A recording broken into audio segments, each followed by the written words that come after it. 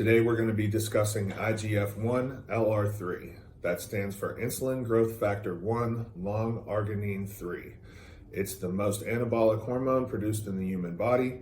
It's the result of the liver's conversion of human growth hormone in your system, and it's the hormone that bodybuilders are looking to produce through HGH use. MedTech sells IGF-1 directly from our compounding pharmacy. You can skip the side effects of human growth hormone and jump straight to the end result.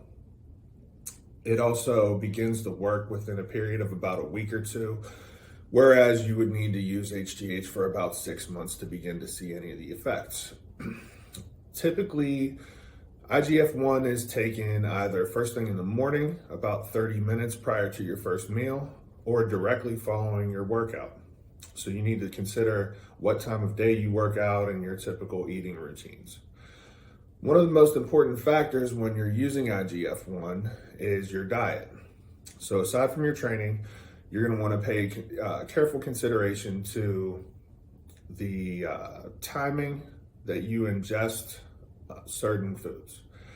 Typically, a rule of thumb is for every 10 micrograms of IGF-1, you need to ingest 10 grams of carbohydrates. I like to do that about 30 minutes after I inject my IGF-1, and then I typically plan to have another meal about 90 minutes after that. So I'll wake up first thing in the morning, inject the IGF-1 on an empty stomach, wait about a half an hour, make sure I'm consuming about 10 milligrams of carbohydrates or 10 grams of carbohydrates for every 10 micrograms of IGF-1.